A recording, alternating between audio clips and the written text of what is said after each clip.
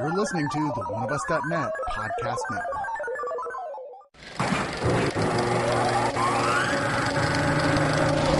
Something's coming.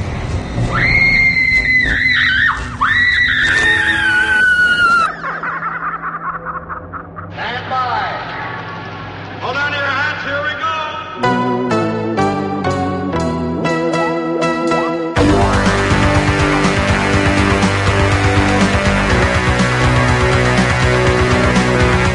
Welcome to the Screamcast, episode 144. I am Sean Duregger, and with me is BJ Colangelo.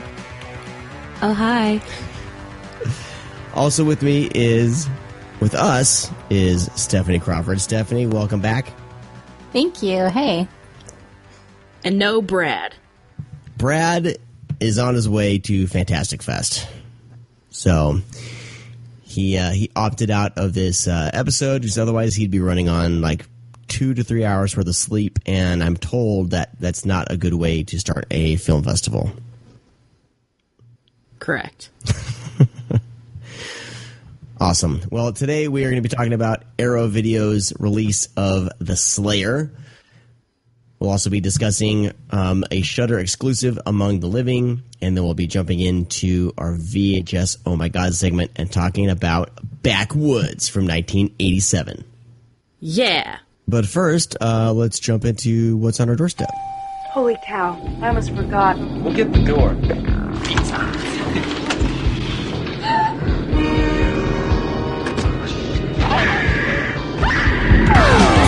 So, Stephanie, we can start with you. What have you been watching? A few days ago, I watched a movie that came out in 2015 called Intruders. It was on Showtime. I had never heard a thing about this before going in, but it looked interesting. And it's about a agoraphobic who is the victim of a home invasion. And it has some pretty interesting twists. The acting's really solid. Yeah, I really enjoyed it. It's quiet, but it's definitely worth your time. And another one recently, it's a Korean sci-fi anthology film called Doomsday Book. Came out a few years ago. Oh. Yeah, one of the filmmakers made I Saw the Devil. Yeah, I think I've heard of that. And Oh, okay. yeah, this one blew me away. I literally was at Fry's. I saw it for $3. I'm like, yeah, I'll try that for $3. So it's 3 different stories. The first one, it's kind of a zombie virus story, but it's like one of the most gorgeous, funny, and heartwarming, everyone's getting disgustingly infected stories on film I've seen. And the second one, that's more of where the sci-fi comes in. It's basically Buddhists and robots. That's kind of all I can say about it. It's gorgeous, though.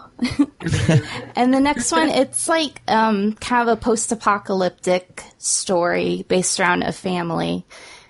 And that one, it's more goofy, but the family itself, they're so charming and they're so funny. And altogether, it's probably one of my new favorite anthology films.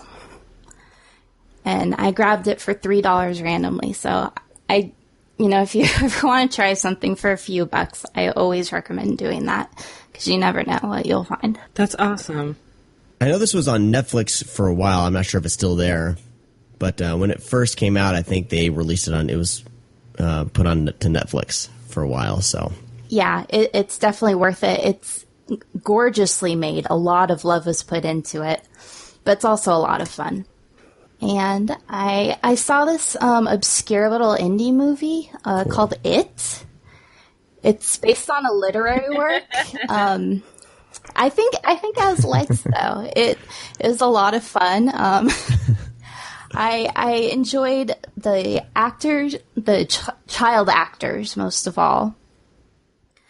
But no, I thought it was, I have a few hang-ups, but overall I really enjoyed it. But I'm excited to hear what you guys think. Because I'm trying to chase everyone's opinion on Twitter all the time about it, and you guys could like help me and just say it into my ears. That would be amazing.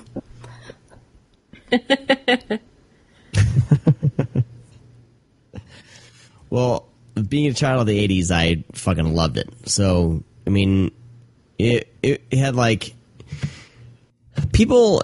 It's so annoying because when I got out of the movie, people were like, "Oh, it was just like Stranger Things, but like R-rated." And I was like, "You guys are not getting it." Like, I mean, these are obviously people who didn't grow up with films in the 80s, and of course, people are being introduced to that time period. I guess that feeling through Stranger Things, so I kind of get it. There's a shared actor in there, but I loved it. Like it reminded me a lot of like everything I loved about like movies like The Goonies and Monster Squad.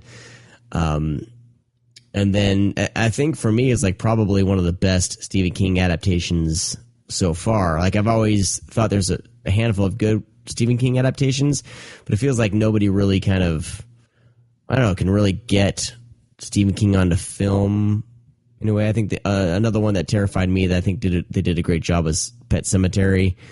But most of the time, Stephen King films are hit or miss. I like them all, but I feel like this being the event film that it was, a horror film, kind of basically bringing it to the big screen as opposed to that to the miniseries. That actually, I really dug the miniseries quite a bit. So a lot of people revisit it. They didn't like it. I still like most of it. Pennywise is probably played by Tim Curry is probably still my favorite thing out of that thing. But I don't have I didn't hate it when I revisited it, but I can see where people would have problems with the miniseries. But for the most part, I absolutely adored it. I thought it was great. Yeah. And my daughter keeps bugging me to see it. And she's on the fence whether or not she wants to actually go to the theater, because to her, like being in the theater, you're trapped and you can't escape or pause or go get a snack when you're scared. So she's so far made up her mind that she's going to wait till it comes out on Blu-ray, but she's still kind of on the fence. Like her mind might change. So that's my reaction to it. I actually sat next to a group of 7-year-olds in the theater, and they were completely quiet. They laughed at the Losers Club. They handled it really well. They were little boys, and they tend to play up when they're scared. But yeah, I think either way, you guys will have a really memorable experience with it. And if you have a chance, check out Anya Novak's write-up on Birth Movie's death about her going to see it with her 9-year-old son.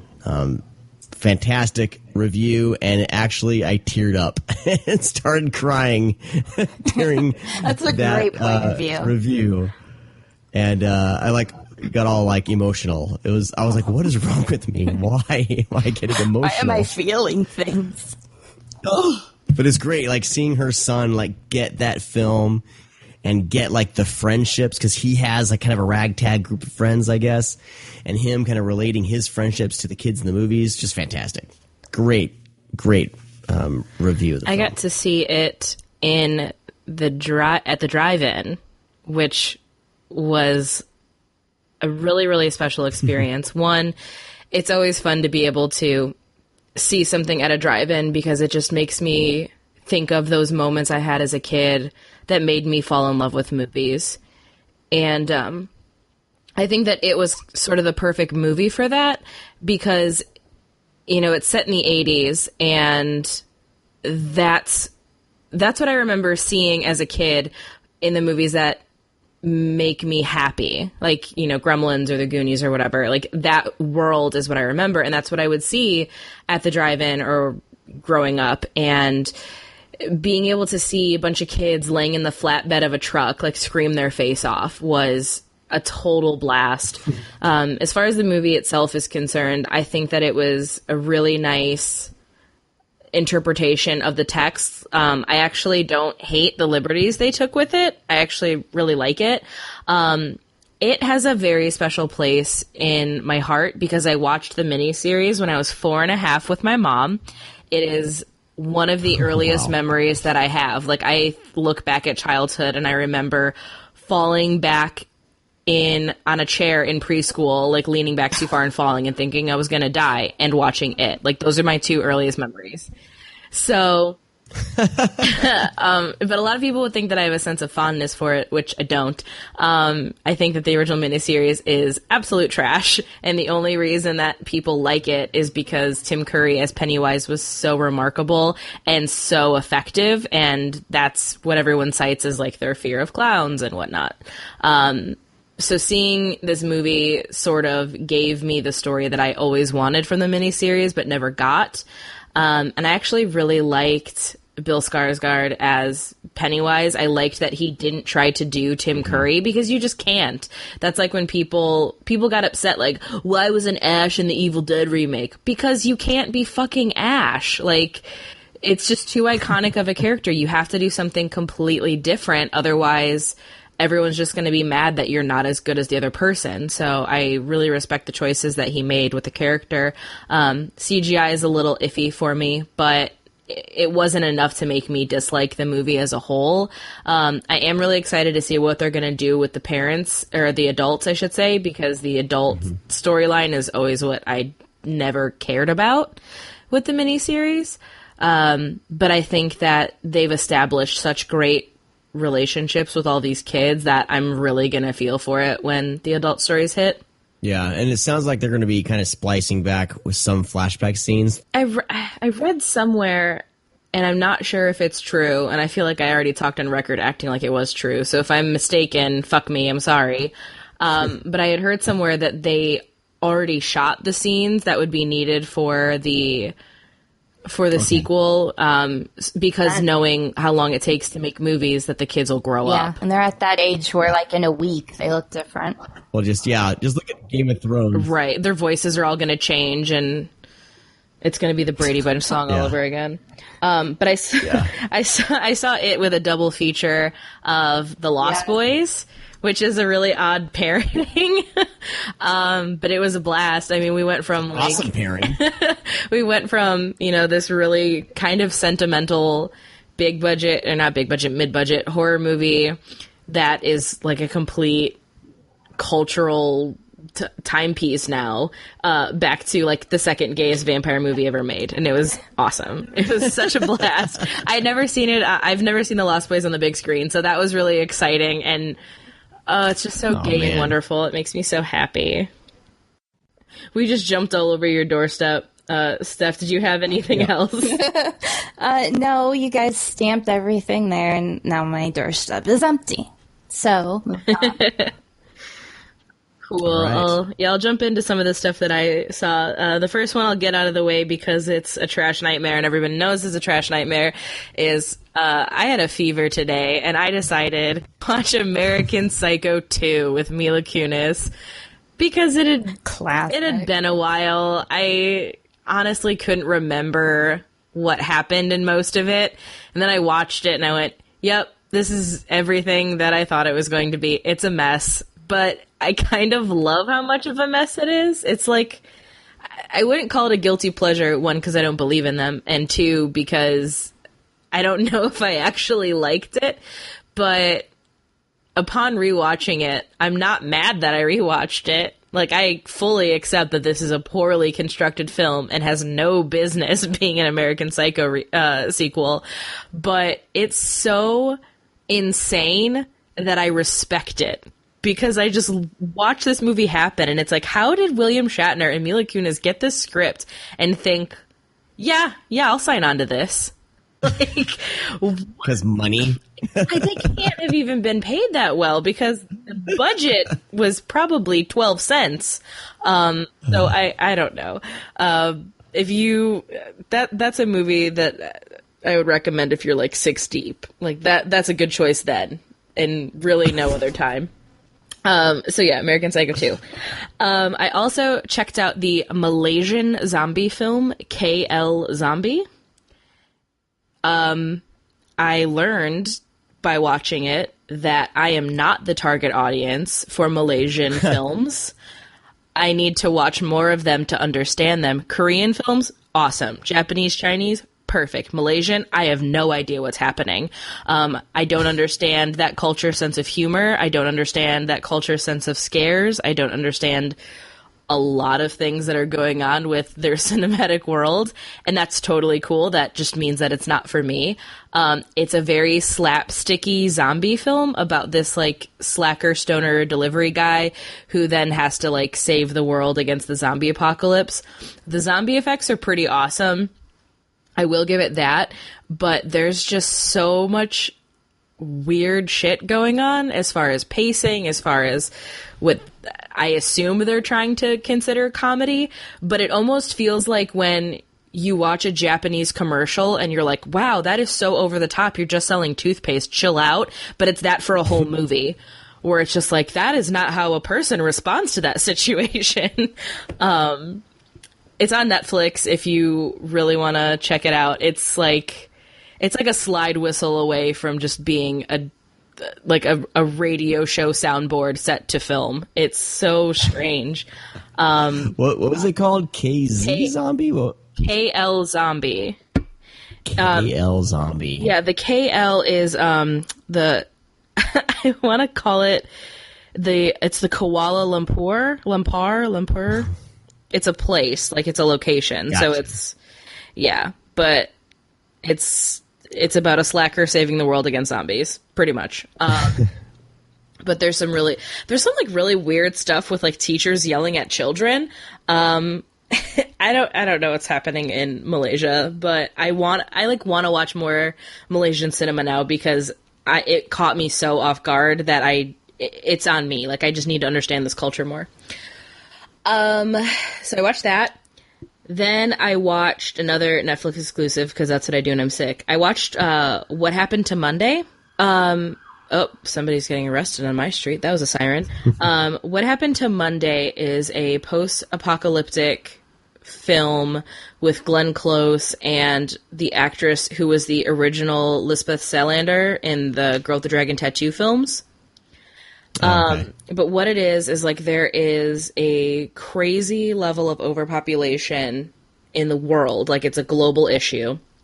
So they have established a one child per family rule. And if you have multiple children, then what they will do, like if you have twins or something, is that they will take all of the children but the oldest ones and put them in like this cryogenic sleep so that when the world has figured out how to deal with this overpopulation, they can unfreeze these people and they can live amongst everyone else. Like that's the promise that they make. Yeah, it's weird. That's the promise they make. But because it's a post-apocalyptic sci-fi movie, you can imagine that's probably not what actually happens. But What Happens to Monday is about 7 sisters. They're all named after each day of the week.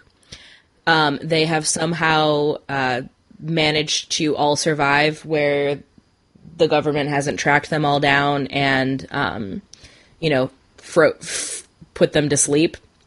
But what happens is the girls all pretend to be one person. So they'll take turns going out in public and, today I'm Karen and then tomorrow you're Karen, and they do it by whatever day of the week their named is. So Monday goes out as Karen on Monday, Tuesday goes out as Karen on Tuesday. And then obviously, post-apocalyptic sci-fi, the government finds out and they're not happy about it. Shit gets really weird. There's a lot of really interesting social politics that go along with this, and like who has the right to decide life, who has the right to decide what to do about population control, all sorts of craziness. I actually really, really enjoyed it. It does sort of fall into that kind of run-of-the-mill sci-fi action movie where everything is kind of shot the same, everything has the same color scheme. Glenn Close is fucking killer in it. She's really, really good. But I definitely recommend it. I like that one a lot. It's hard to review it without spoiling it because there's a lot of moving parts that are going on from Jump Street. But if you like sci-fi action films or like futuristic action films, definitely check it out. And the last thing that I saw is sort of horror, but not really horror. I binge watched all of American Vandal. Holy shit. American Vandal is my favorite TV series so far this year. Oh my god. So, for those that don't know what it is, American Vandal is a mockumentary in the style of Making a Murderer. But it is about a kid who is accused of spray painting 27 dicks on teachers' cars. So it is this very, like, they take it very seriously, like, mockumentary, like, true crime series about, like, the most immature crime in the entire world. It's written by some of the people behind Funny or Die, but it is done with such earnesty that you can't help but be sucked into it the same way you would be watching Making a Murderer or The Keepers or any number of these sort of mini-series focusing on a crime. It is so compelling and so laugh-out-loud funny that I don't know how more people aren't talking about it. Like, it is one of the best pieces of satire I've seen in, like, honestly, probably since Spinal Tap. Like, right now, my 3 favorite mockumentaries of all time are Spinal Tap, Drop Dead Gorgeous, and now this. It's that fucking good. Okay, I'm convinced. Oh my, like, I was watching it, I'm like, this is the stupidest thing. Like, oh my god, like, why would I care about some high schooler who spray painted 27 dicks? And then it just, like, starts to unravel into this world of, like, how we judge one another just based off of preconceived notions, and how we all jump to conclusions and make assumptions, and how all of those things can, like, be humongously detrimental to somebody's life. Like, oh god, it's so good, but it's so funny. And it's never, like, it's never wink at the camera, and I think that's what makes it work, because it'd be so easy to just go off the fucking deep end, because it's about, like, the hashtag that Netflix uses for it is hashtag who drew the dick.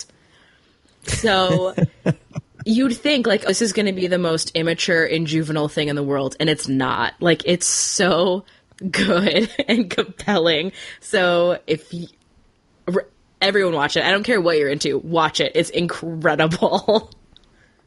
Yeah, and that's my doorstep, y'all. Very nice. All right, I'll try to blast through some stuff here. I have some books to talk about. What? Oh boy, you read some stuff. What? I wanted to talk about really quick. C. Robert Cargill. He's also known as Massworm. He was like a writer for Ain't It Cool News, and he's the best screenwriter. Sinister 2, Doctor Strange. He's been a podcaster, super smart. Every time I listen to him, I'm like, fuck me, why am I doing podcasting? Because he's on a whole other level. Junk food cinema is Junk food cinema, yeah. So, well, he has a few books out, and I finally bought all those books. I haven't read them yet, but I wanted to give them a shout out because it's going to take me a while to read these, and it's kind of fresh in my mind that you guys should check these out. So his new book is called Sea of Rust. It's like a sci-fi robot post-apocalyptic story, which I'm really excited to jump into. But he has 2 other books. I can't remember which. Dreams and Shadows was his first one, and then Queen of the Dark Things was the follow-up. So those 2 you can probably get on hardcover for, like, fairly cheap. I think I got these 3 books for like $25 total. But it's always cool to kind of support somebody who started out, as a blogger or podcaster, and then he's moved on to all this amazing stuff. He's a really gifted writer. I've read the first chapter of Sea of Rust, and I can't wait. It's like I need to find time to just go in a corner in a room and just read. I need to figure that out. But I want to give it a quick shout out to those books.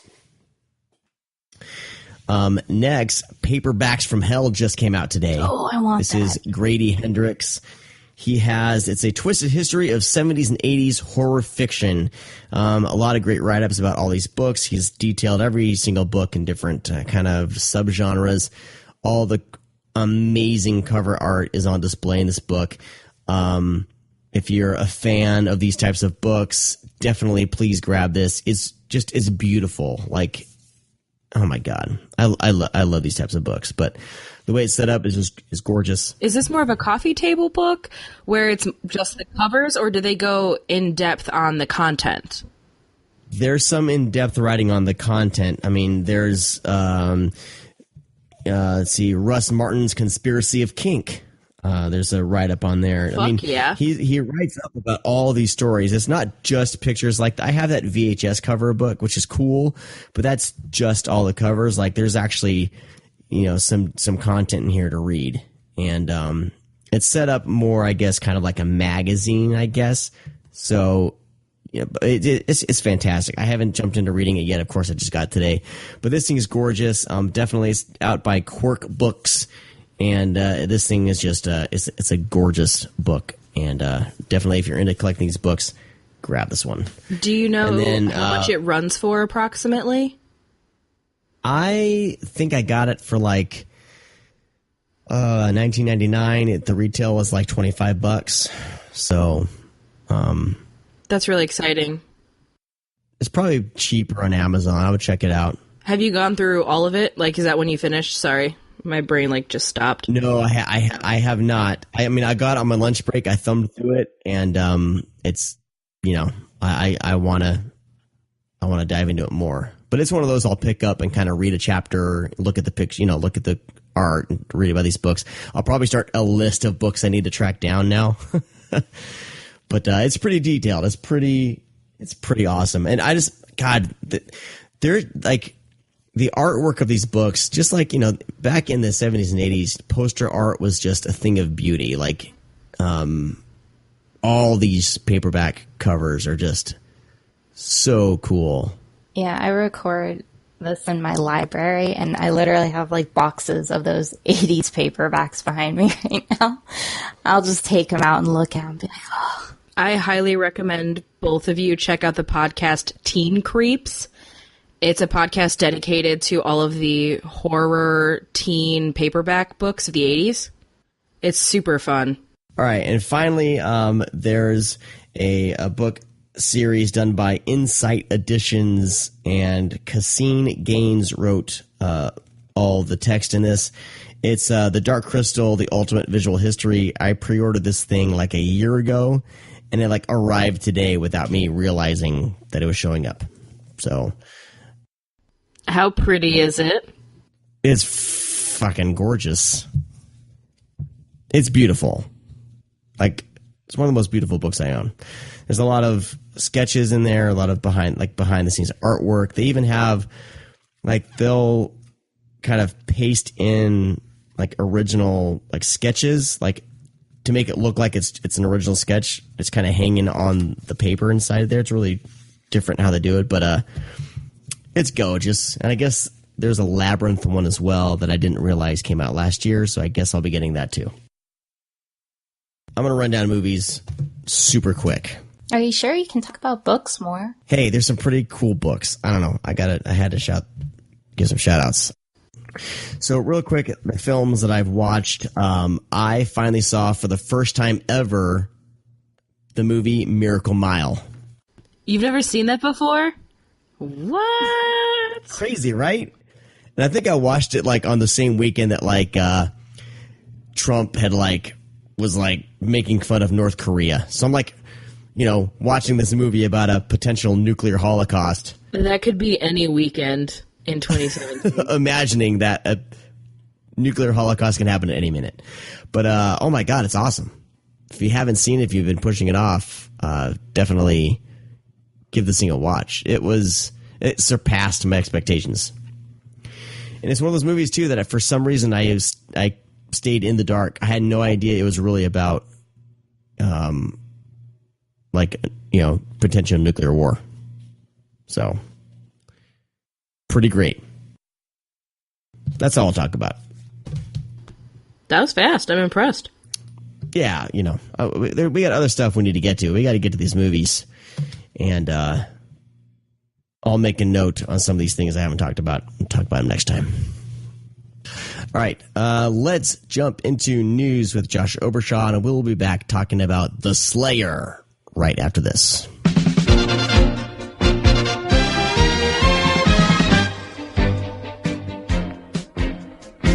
Well, Josh Obershaw joins us now for the news. Josh, what's up, man? It's been a little while since you've been on. We had our little Fantastic Fest episode last time, and now you're back.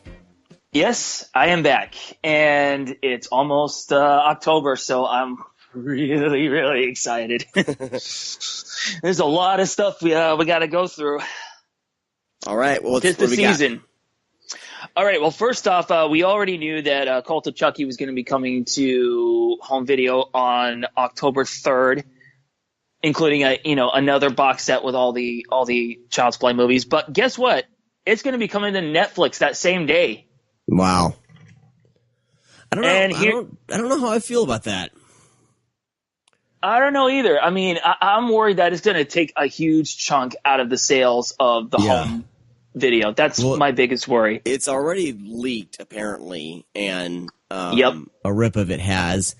And the director tweeted out that Universal has of course, the people that leaked it tweeted it out. So Universal has their information. So I say for this release, like, look, if you adore the Chucky series like we do, if you want this to keep going, it's been the same director, I think writer, I could have my information wrong as far as that goes, but it's been the same director in every single film.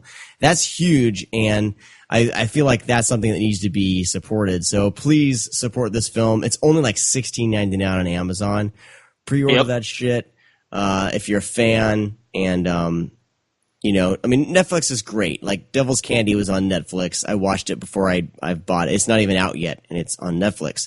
I'll be buying it when it comes out. But I mean, streaming is great and all, but if it's something you love, like, spend the money and buy the physical media, because that helps more of these get made, helps these filmmakers move on to their next gig and stuff like that. So really, if you want to support the movie, purchase it, whether digitally or physical. So, all right, high horse off. I'm done. No, I agree with you wholeheartedly. I mean, if you want to preview it before you buy it, fine. Watch it on Netflix or watch it on AMC Fear Fest, because it's, believe it or not, it's playing during that this year too. Oh, cool. Okay. And so, but if you like it, please buy it. I mean, I'm sure as shit gonna buy it, and I'll be, wearing my new Fright Rags baseball tee, to celebrate, because, new Chucky. Reason to celebrate. All right, moving on. Let's see. Quick tidbit. The Dark Tower is going to be coming to Blu-ray and DVD on Halloween. It's going to include deleted scenes, bloopers, and some featurettes. So that's going to be courtesy of Sony. See if there's any other quick bits that I can go through.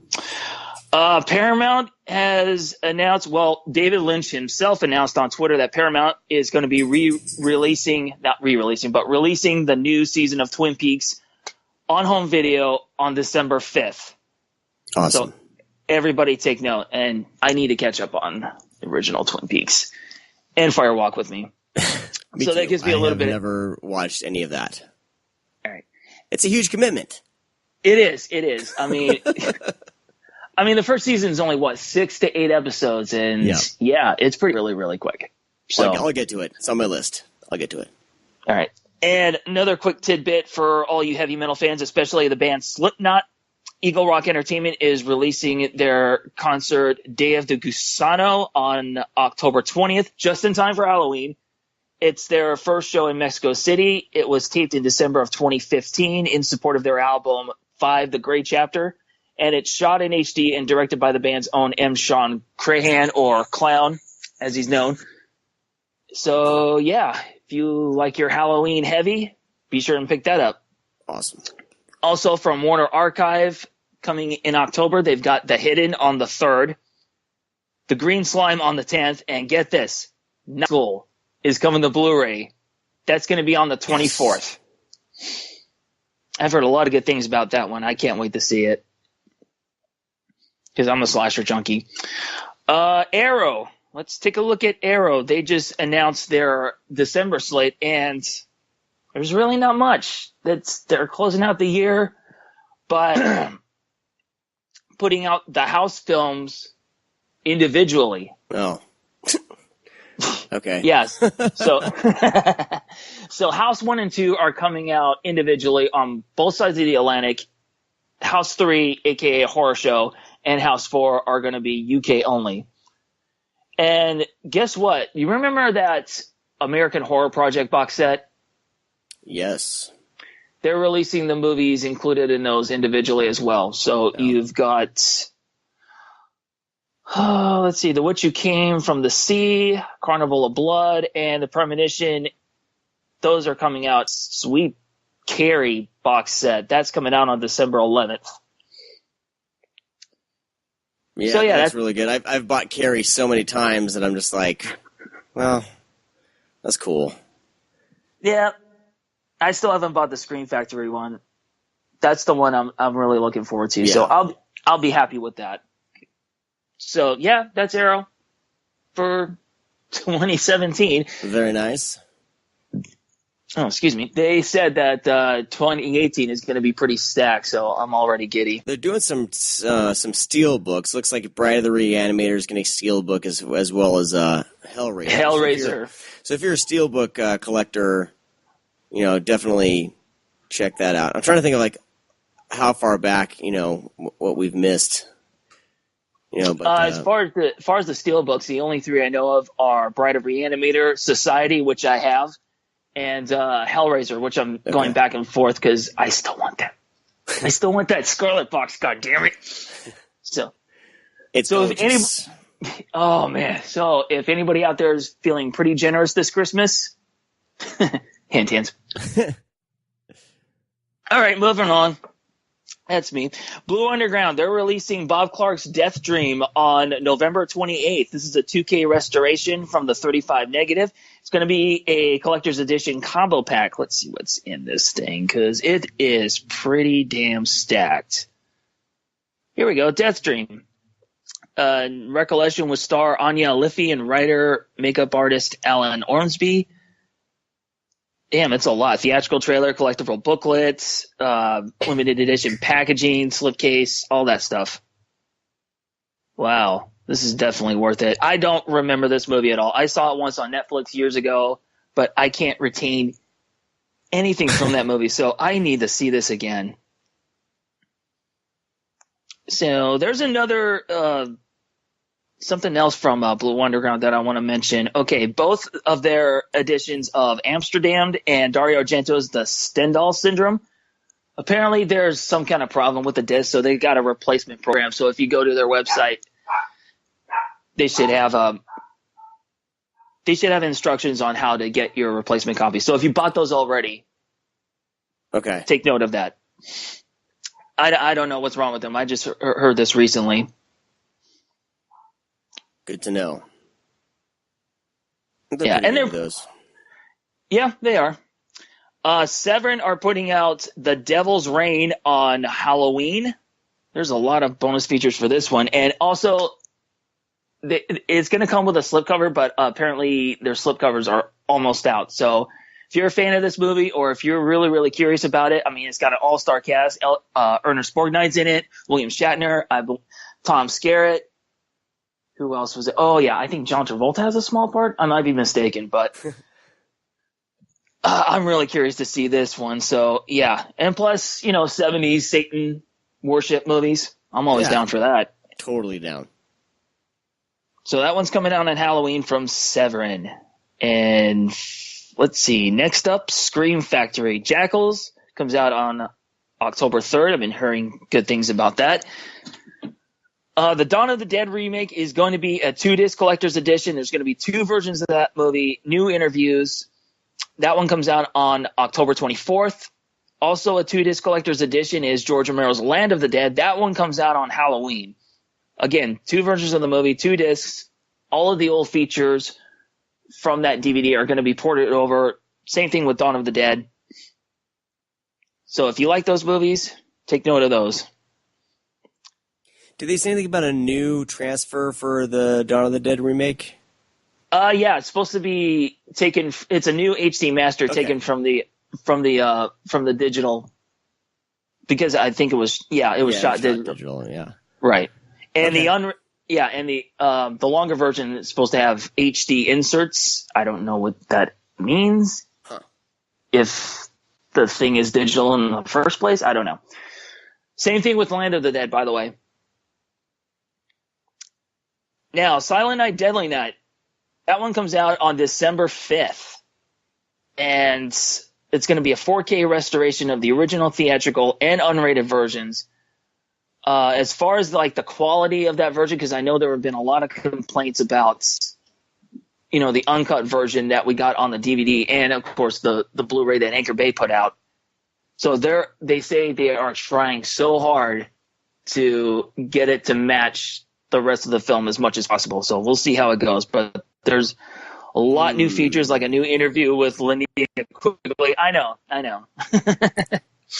Dicey. New audio commentary with Robert Brian Wilson and co-executive producer Scott J. Schneid. And there's, get this, Screen Factory are offering this package where you can get the poster, a slipcover, and a Billy Killer Santa doll from NECA. That doll looks amazing, too. I can't believe how good it looks. I know, me too. I mean, I'm not a huge fan of the artwork for the new artwork for the Blu-ray, excuse me, but that doll, man, I don't know. That's tempting. So that's Silent Night, Deadly Night. But the big news regarding Scream Factory that came out since we last spoke, Hell Night. 1981's Hell Night, starring Linda Blair, is coming to Blu-ray. That one is set for December 12th. It is going to be a collector's edition combo pack, but the extras haven't been announced yet. This movie is fantastic. I mean, if you love early 80s slashers or haunted house movies, it's kind of a little bit of both. It's just fantastic. You really, really need to pick this up. So what else is going on? As far as home video news, I mean, that's it. But the biggest horror news that has come out since the last time I was on the show, Jamie Lee's back. Jamie Lee Curtis is going to be a part of the new Halloween as Laurie Strode. Yeah.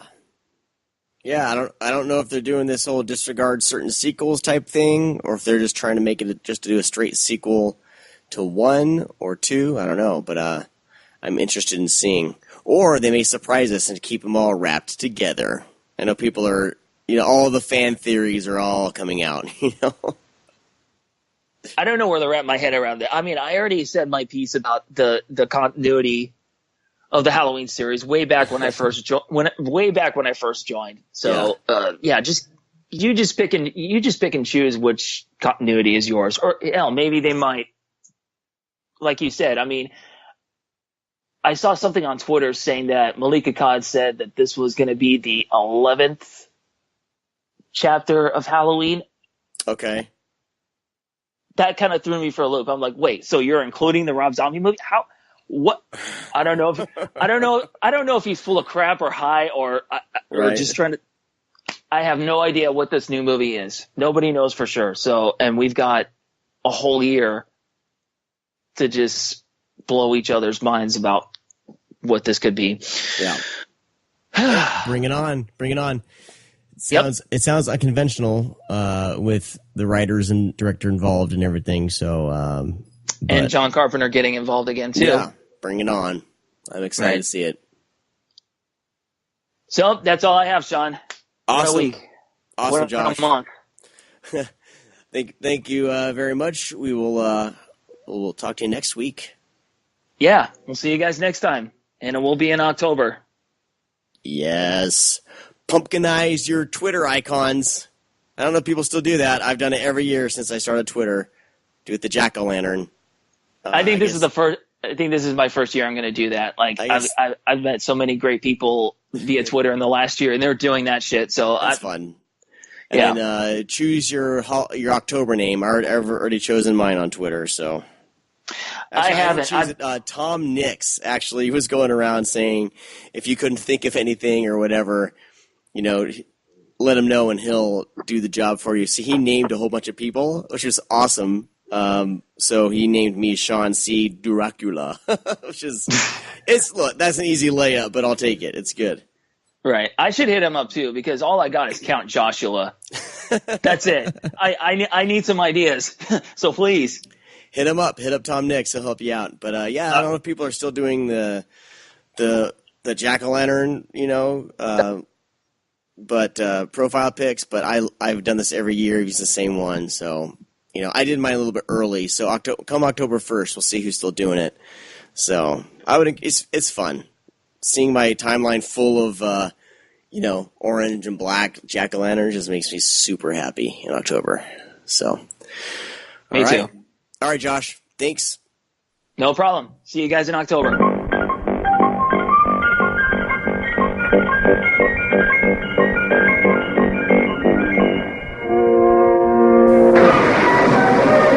you're about to see may shock you.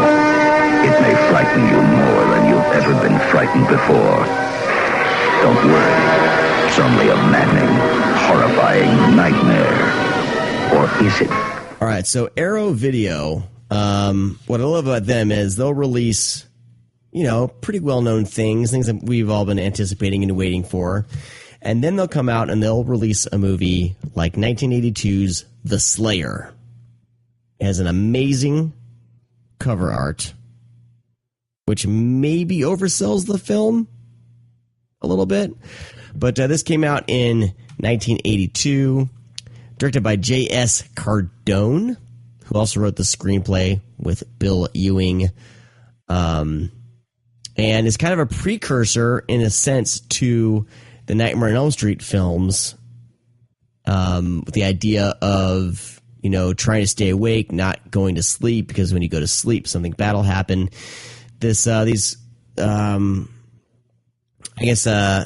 I don't know if they're all couples or there's some siblings there as well, right? They all go to like a island getaway to kind of hang out and party, I guess, and get away. And they kind of get stranded on there because a storm is coming in, and then something starts killing them off one by one, mostly while our main actress Kay is sleeping. And I'll interject with, so The Slayer came out 2 years before A Nightmare on Elm Street, and I think a lot of people pushed this movie aside because they assume that it's going to be something similar, because it does deal with a slasher movie and dreams and blah, blah, blah. But I would say that while Nightmare on Elm Street is clearly the more superior film, like, they're in no way, shape, or form the same film. No. They have dream killing, and that's really where the similarities end. I think that this is one of the better forgotten slashers that I've seen, but I wouldn't say that it's like an absolute must-have. But it is one that I'm really, really glad that they put out, because it is a lot of fun, and the gore effects are pretty gnarly. I feel like I just went into my review immediately when I was just going to try to make a point about Nightmare on Elm Street. So my bad. No, it's all good. Stephanie, what did you think of The Slayer? I enjoyed it. It seems like it's pretty divisive with a lot of people. It's certainly not perfect. You could argue it's on purpose. That's a little disjointed with the whole dream aspect of it, but I thought it was very original. I thought it was pretty unique, and like BJ said, the gore effects were incredible. Like, if some people might feel themselves drift if they're not into slower pacing, but once you actually see the kills, it pays off, in my opinion. So I think it's definitely an unusual film, but I think it has a little something for everybody too. Well, the kills, I think one of them in particular was enough for it to land on the Video Nasties list, I believe. So that's kind of where it's been, why it's such a big deal that it's out and it's uncut, because for the longest time it was presented in a especially in the UK, I guess, it was presented in an edited version. So, but yeah, I really dug it. I had a lot of fun with it.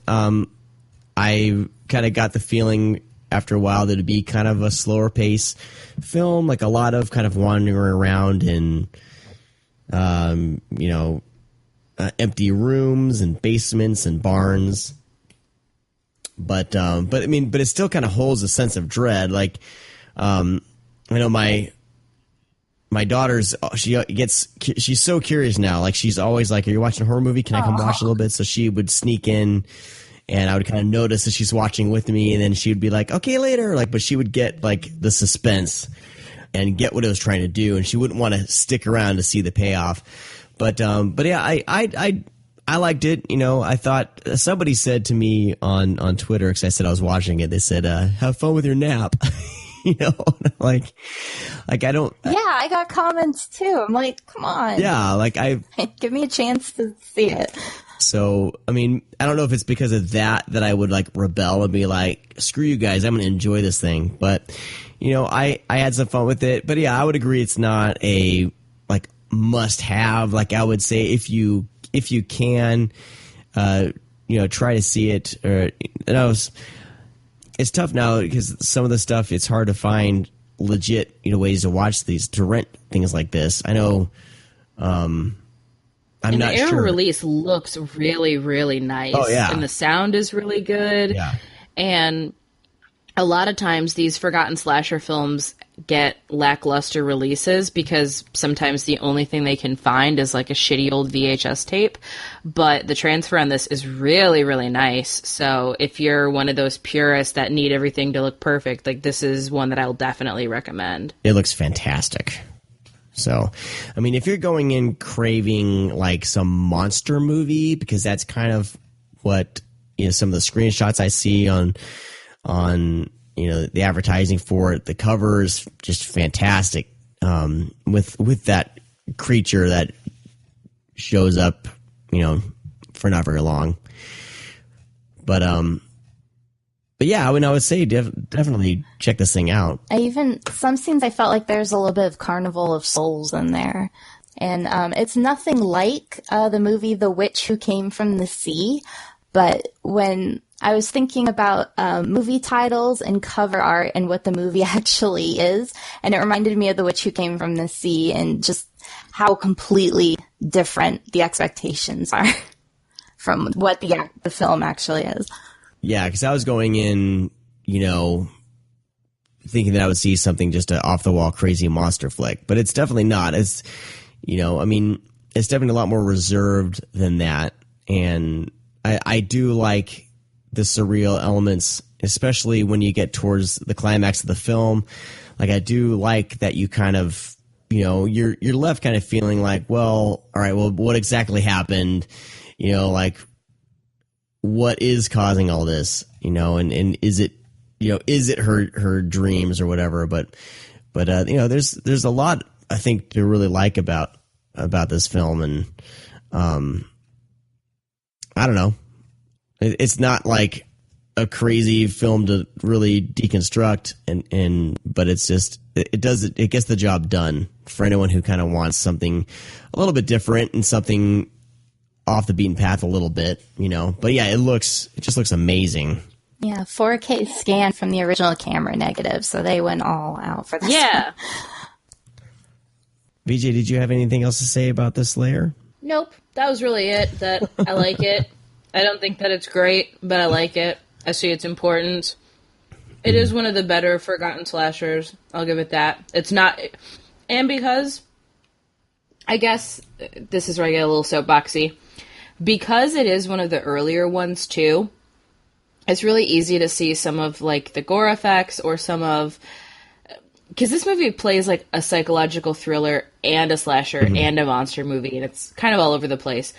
So I think people may dislike it because it doesn't follow the traditional sort of slasher formula, but that really hadn't been cemented yet, so I can't really hold that against the movie, and I think that's why people probably don't like it, because it does sort of have that slow pacing, and they're used to kind of a slash and dash style of film, and that's probably why this one got forgotten, in addition to Freddy Krueger coming and just, you know, totally fucking up their gimmick. But yeah, I mean, if you like slashers, this one I think is an important one to see, because it is different, and it hadn't, it hadn't gotten sucked into the slasher machine yet. It was still trying to figure out how to put the moving parts together to perfect it. Well, this is J.S. Cardone. I don't know if I'm saying his name right. Cardone.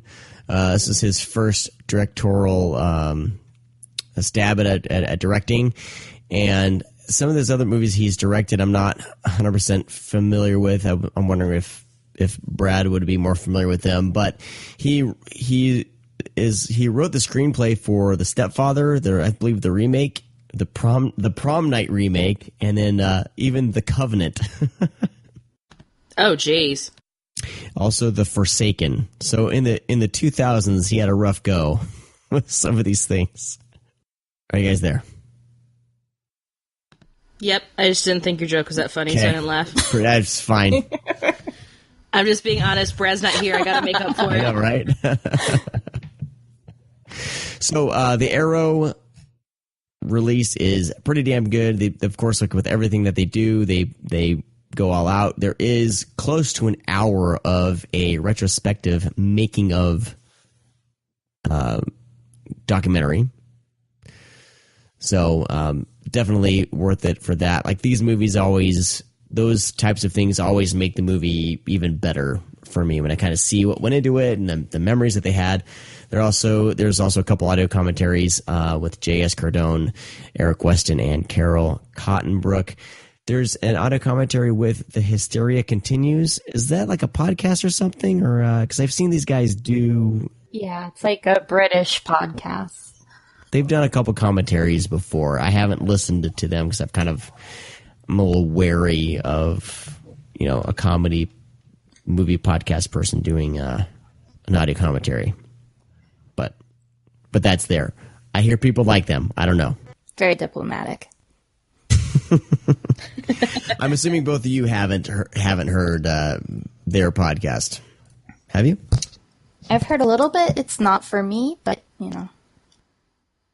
Which podcast? I'm sorry. Hysteria Continues. I tried a while ago, but it's not for me. We're all diplomatic. I think Great. I think you're proving my point, though, in a roundabout way. Well, I will say this while we're talking about it. There is a podcast, and I only feel comfortable recommending it on this podcast because it is nothing like ours. But there is a comedy podcast called My Neighbors Are Dead that has been fucking killing me for 2 weeks now. Like, all the episodes are like 20 minutes long, but what they do is they have like a comedian, like Paul F. Tompkins was on it recently, and what they do is they have them pretend to be a character that would be like a tertiary character in a horror movie, and to talk about it from their perspective. So like there's one who the guy was the caterer at Damien's birthday party in The Omen when the nanny hung herself. It's hysterical because it's just these people just going off the rip. Like there's they do a Child's Play one, and there's this woman who's like trying to be like somewhat of a crackhead who used to date Charles Lee Ray. Paul F. Tompkins, on his episode, he plays the neighbors who live on the other side of the Freelings house. It's unbelievable. Like it cracks my shit up. Some of them are better than others, but the Omen one got me, Blair Witch got me, Poltergeist got me. They just did one for Candyman that got me pretty hard. But yeah, they're super, super fast too. They're like 20 minutes, 30 minutes, if that. So you can crash through them, but they're super entertaining for anyone who likes horror. Awesome. All right, well, let's move along to our next film. Let's jump into Screams. Nate, wake up! There's something very important I forgot to tell you. Don't fucking scream at me! You scream, I'll break your neck. Don't scream, miss. Don't scream. Today we are talking about a Shudder exclusive. This is a 2014 film called Among the Living, not to be confused with Anthrax's third studio album of the same name. This is directed by Julien. Oh, I'm sorry. Maury. And Bustillo. My jokes are just awful. I apologize. This had its premiere in 2014 at South by Southwest. And what I like about Among the Living is you kind of get a perspective from, I think, a few different people. You get a perspective from the actual this father and his son and some shit that goes down with them. But then you also get the perspective from these 3 young adolescent boys, very similar to like the kids, the kids in an 80s, movie, or the kids in It or whatever. And then you have kind of a, I guess home invasion, type film as well. So like for me, it felt like a mishmash of subgenres, but I really, really dug the flick.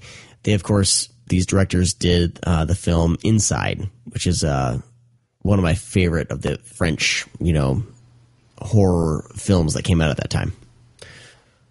And what I find super interesting about this one is that it starts off super brutal and gruesome, and then it doesn't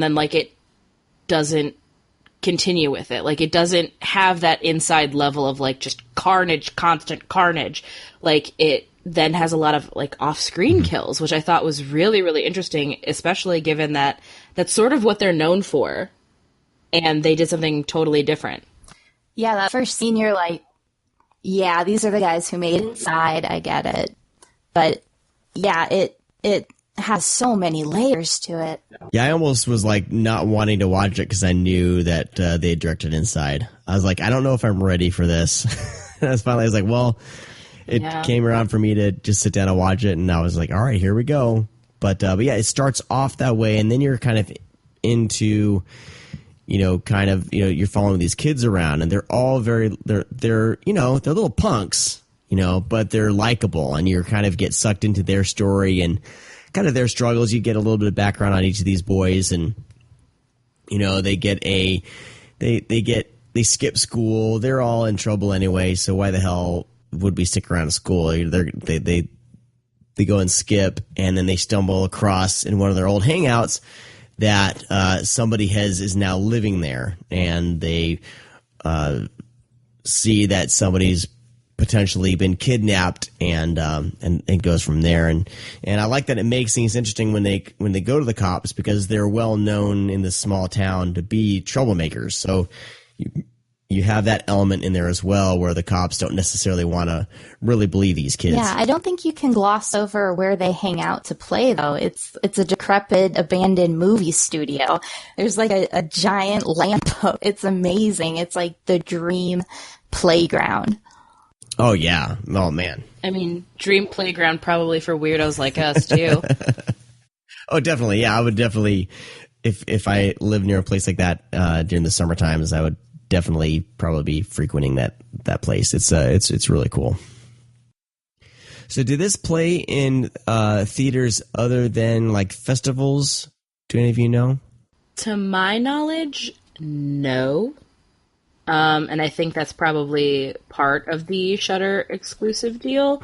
I know it did the festival run, but I don't remember hearing really anything about it until Shudder got their hands on it. I knew it existed because I'm a creep that stalks IMDb and I like these directors, but I never got sort of the art house trailer for it, which usually happens when it's playing. Like I have a theater near me that plays kind of all of those limited run special things. They'll do like a one night only special, and I don't remember ever seeing this. So my assumption is that Shudder saw it at a festival, said, "Holy shit, we want this," and then bought it. But I could be wrong, so don't quote me on that. What did both of you think about kind of the? I mean, there's definitely 3 different. I don't know if they're acts, because it definitely feels like 3 different films in a way. Like you get your brutal Inside type film in the beginning, then you get your kind of 80s kid horror in the middle, and then it breaks into more of home invasion with I don't want to give away the baddie in this, because I think this is something that needs to be discovered for yourself. But this home invasion, scenario, what did you think of that that breakup of these kind of subgenres. No, I did actually kind of like that because it allowed some time to breathe, especially after the opening being so just holy shit. So I don't know. I like it. I'm kind of over tradition, and I like when people fuck with structure, but that's just me. Yeah, all that, I almost don't even think of it as 3 acts, even though it makes sense that way, because that ultra brutality happens before we're even 10 minutes in. And you can almost say there's some It parallels with the Losers Club, with the kids here. So, if you're still kind of craving that feeling, this would probably be a good one, even though the overall structure is nothing like it. I thought the home invasion angle was terrifying. I think it might be because there are children involved. But, and one's an infant, so it's like, oh my God. it was definitely one, that was a nail biter. I think it did really well, even though towards the end we really see the bad guy, like full lit, but and there's some very, very brutal scenes, but building up to that was tension, not really like cheap jump scares or anything. We really got to know the characters. So there's a lot in this movie, but I think it was all balanced perfectly. I'm definitely a fan. It's available on Shudder right now, and if you haven't signed up for Shudder, it's not that much a month. It's just $5. So they give you the first month for free. Really easy to kind of sign up for it. I signed up for it through Amazon Prime because you can add like channels or whatever. So I do like HBO, and then I did Shudder through Amazon, and I just open up the Amazon app and I can search any of these movies. So I just type in the Among the Living, and it shows up, and I just go to Shudder and watch it. And so I haven't dove into Shudder that much just because I have my to watch piles are already out of control. But I like that there are these exclusives, especially Shudder, because it's something that you're not going to really see anywhere else. It kind of gives you, kind of forces you to watch it in a sense. But if more of their exclusives are like this, like I'll definitely give them a shot. Is there other horror exclusives that we should be maybe paying attention to that you both know about? They have Prevenge. Okay. The pregnancy, written, directed by a pregnant woman, starring a pregnant woman horror movie. It's pretty nuts. I'm not even going to attempt to say the actual title because I will mispronounce it and sound like an ignorant American. But they have the exclusive rights to the Ring versus the Grudge movie. They have Always Shine, which is fucking great. I really recommend that one. It stars one of the leads from the episode of Black Mirror, San Junipero, that I love so much. That is now an Emmy Award winner, by the way. Always Shine is fucking killer. So I would definitely recommend that one too. As far as other exclusives, I don't have a list in front of me, but they do get pretty awesome stuff. Oh, I mean, they have 31. If you really want to watch that, they have 31. Okay, I'll find that. I don't know. They do have the making of and behind the scenes of 31, which I actually liked more than the actual film. Well, yeah, so one thing Rob Zombie does, he does really good behind-the-scenes documentaries. Yeah, I always love those. Well, yeah, I mean, thoughts on Shudder in general? Like, I'm just finally jumping into it, and at first I was like, do I really need another streaming service? So I'm kind of late to the game. I know a lot of the other sites and podcasts are talking about Shudder and everything, and most of the stuff I was like, well, I can find that elsewhere, so why would I need to do that? But they have, like, their library is pretty extensive. So it's like, if you're just jumping into horror, like, I would have loved to have this when I was first really starting to explore the horror genre more than just like the mainstream stuff, because just because there's so much out there, and it's like all right here and through Shudder. Like, dude, I know a lot of people don't collect Blu-rays like I do, and they use exclusively streaming services. Have any of you compared Shudder versus like Netflix and stuff like that as far as the horror selection goes? Like they say that they're I guess supposed to have more than the other services. Is that true?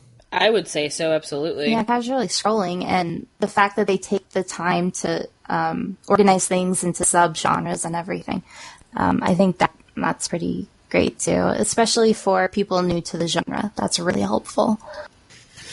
Awesome. Any final thoughts on Among the Living? It's gross at the beginning. That's it.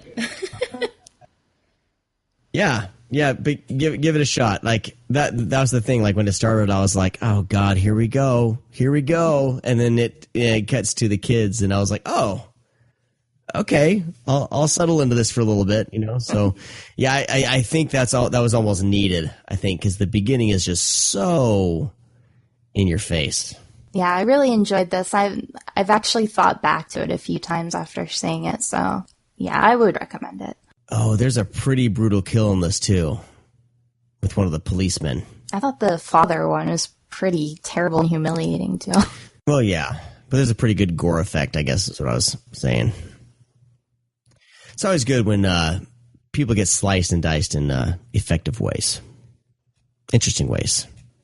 I'll leave it at that. But yeah, Among the Living, streaming now through Shudder. Check this out, and that's like it's not really set for any home video release or anything that you guys know of. I think it's just Shudder for now. Yeah, it looks that way. But this is one I would love to see a physical copy with. I would love to see some interviews and stuff, but you know, whatever. All right, let's jump into VHS. Oh my God, The key. Well, here we are at last. Right where we ought to be. On video. Oh my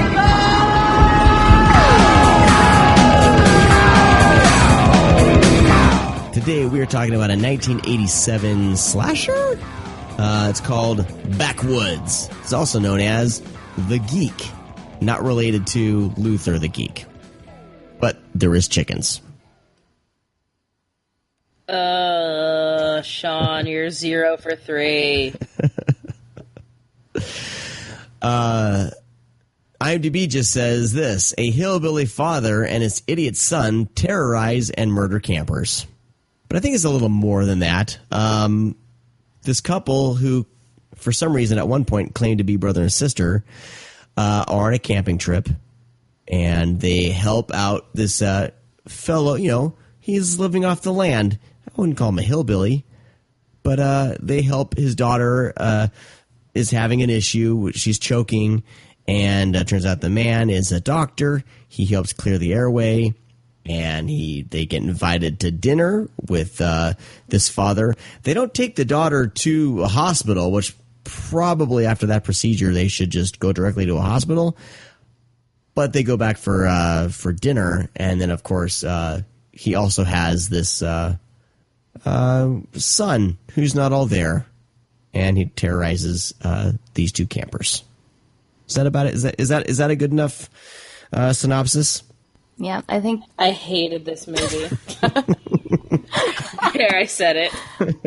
I fucking hated this movie. I am so sick and done with fucking backwoods hillbilly bullshit. I can't do it anymore. I've seen so many, and I'm sure Brad recommended this because he loves it. Yes. But you know what? Brad's not fucking here. So I hate this. I hate everything about it. It was not funny. It was not entertaining. I'm also bitter. That's fine. But I can't deal with, like, the mentally handicapped redneck killing people. Like, I'm so sick of it and done. There's not too many. That's my review. There's not too many death scenes in this movie. Like, this is like almost like a slasherless slasher in a sense. Because there's not a. I do like your label of slasher. I think that was pretty appropriate. The only thing I will say that I liked about it that gave it kind of is that song that opens up in the beginning. That song that they're singing or whatever, that guy's singing, like that kind of gives it a vibe that I thought that was, a bit creepy. It is definitely like very slow paced, especially for like a 1987, what would be Backwoods slasher. Like, yeah, I really don't know what else to say. I mean, there's certain things I did dig about it, but it's almost like it could have been like a short film. Like, there's a lot of filler, I feel, in this one.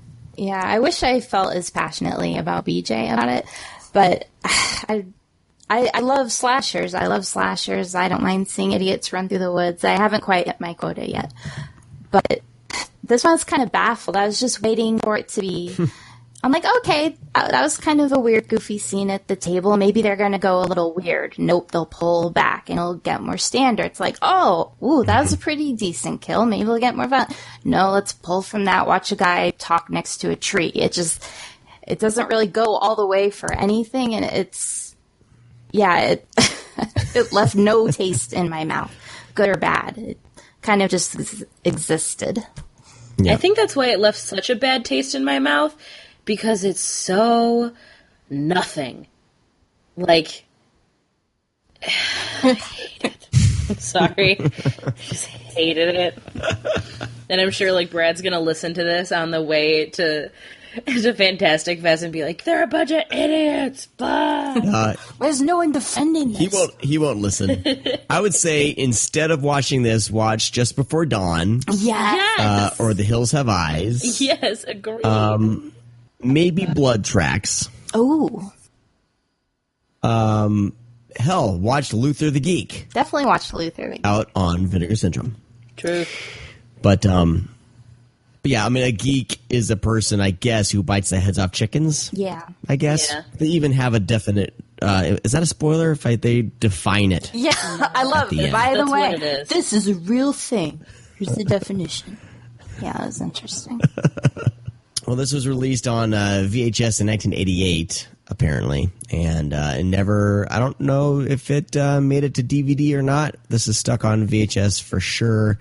It was apparently streaming on Amazon Prime for a while, but it has been taken off because now it says our agreements with the content provider don't allow purchases of this title at this time. I wonder how many complaints they got when they took that off. I don't know. If you're really curious, there is a decent VHS rip on YouTube, which I think I can endorse this type of stuff on YouTube because it's not available anywhere else. If you're curious and there's no legit way to watch something, definitely, check it out there. But we warned you. It's a promise there, into the backwoods. It doesn't fulfill his promises. And I still don't know why they told that guy that they were brother and sister, because like the next scene is them like getting it on. It's so fun. And I was like, I legit thought they were brother and sister, and I went, whoa, this just got crazy. Well, it's called Backwoods, but but then I realized that they were just joshing with the guy, apparently. Yeah. I'm sorry they fooled you, Sean. They totally did. I probably checked my Twitter or something like that and missed that they were messing around. All right, well, yeah, that's Backwoods, everybody. Sorry Brad's not here to gush for 30 minutes about Backwoods. He's going to be so bad. We've done this to him before. Like the VHS Oh My God segment is very much hit or miss because he picks all those. And sometimes there's some treasures in there, and most of the time it's something that I wish I didn't sit down and waste an hour and a half. Yep. Just record a rebuttal with him later. It'll be great. Just ranting. That can be his. Gosh, we really need to do these. I got to get going on these special content for our patrons. I apologize, everyone. We've been awful with the exclusive content, getting that out there. Our schedules have been crazy, and we'll ramp. We'll make up for it. Don't worry, we will. But yeah, maybe what I'll do is I'll sit down with Brad for a late night session, and we'll talk about Backwoods. Because I'll need to ask him why he recommended this and what he thought. So if you're a patron subscriber I'll definitely make that happen. Perfect. All right. Well, I guess that's going to do it for this week's episode. Brad is going to be reporting in from Fantastic Fest over the next week. We'll have a recap. We'll probably have Brad McCarg back as well. I don't know. We'll talk to all those guys from the last episode and see about getting them back so they can recap it. And I can just sit back and drink while they talk, because that's what I did on the last episode. I barely had a thing to say. Yeah. So yeah. Well, that's going to do it for this week's episode. Please check out our sponsors. Go to the Screamcast.com/sponsors and check all them out. Of course, Vinegar Syndrome. We'll be doing a Vinegar Syndrome episode here very soon, probably within the next couple of weeks. We'll do that. My Vinegar Syndrome stack is starting to get a little taller, and I'm expecting a shipment from them any day now. And their October lineup looks off the charts, so I can't wait so we'll probably maybe October we'll do that and talk about all those flicks. Also, Coffee Shop of Horrors, you can get 10% off by using the code Screamcast over at coffeeshopofhorrors.com. Please check them out. Some amazing coffee from them. They're let's see, I'm not sure if you can get the 10% discount on top of this. You might, but they do have a few products of the month: Harem and Scarum, The Nut House, as well as Burial Grounds, and they have a Earl Grey tea that they have on sale as well. So check that out. Oh, and they made it. There's a note here that they did make it through Hurricane Irma. Good. Which is fantastic. Wonderful. Thank you, Jeebus. Grindhousevideo.com. Please make them your first choice when you're searching for these flicks. Check them out over there. I've been meaning to do a giveaway, but then that whole hurricane bullshit happened, so I haven't been able to. I need to get with Mike about doing a giveaway for our patrons. We'll do that very soon, so just check back on social media. I'll be letting everyone know. We'll do it. We'll try to do it live. Maybe I'll do it on a weekend so I can have my kids pull names out of the hat again. That was kind of fun. Also want to thank Maintain for making sure our site is safe and secure with the store and everything. There's a link to check them out. If you're a website provider, you may want to check them out and see if they can keep your site secure as well. Music by Wolfman of Mars and art by Kevin Spencer. Again, you can check all these things out over at thescreamcast.com/sponsors. You can also find all of our social media links over on the website. Huge thank you to oneofus.net for hosting our show each week. Yeah. All right, BG, where can people find you rambling online this week? You can find me on the Twitter. It's just my name, BJ Colangelo. Got some cool stuff that I'll be announcing in October, so be on the lookout for that. Mm-hmm. Very nice. And Stephanie, where can people find you? Also on Twitter, under Scrawfish. And you can find me over at Sean C. Duregger on Twitter. All right, am I missing anything? I'm trying to think. I hope not. Well, BJ, are you going to be doing the little extra podcast thing? Is that still on the table or no? I know you are a busy woman. It is definitely still on the table. It is still on the table. We just have to find time to actually record. Yep. All right. I have some other ideas for the patron extra content. I need to sort it all out. My schedule's been ridiculous lately and everything, but we do want to make. I want to give a huge shout out to all of our patrons. You guys really do help the show keep going, and we want to, definitely want to create extra content for you. It will happen, and we'll be getting back into a normal schedule with that stuff.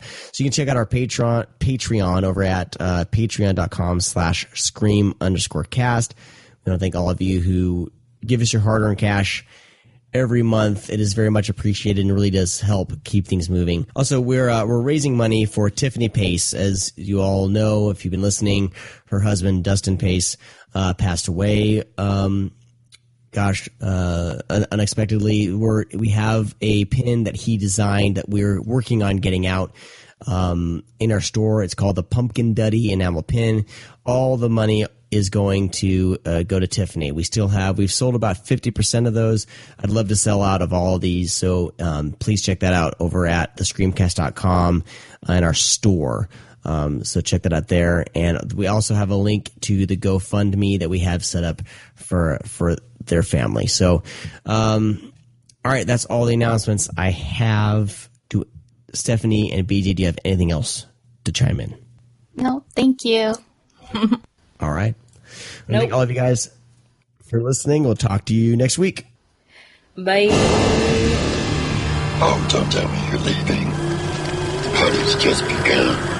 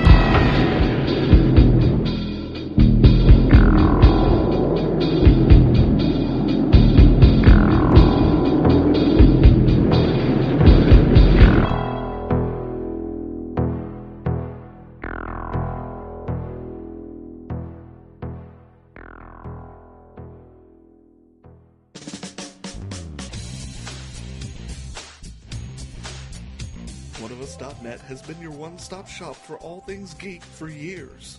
But there's a side to them many of you have never heard. The subscription side. Subscribe and listen to great podcasts like The Breakfast Pub, The Original Gentleman, and the Watch a Movie With Us series. Head on over to OneOfUs.net and don't forget your towel.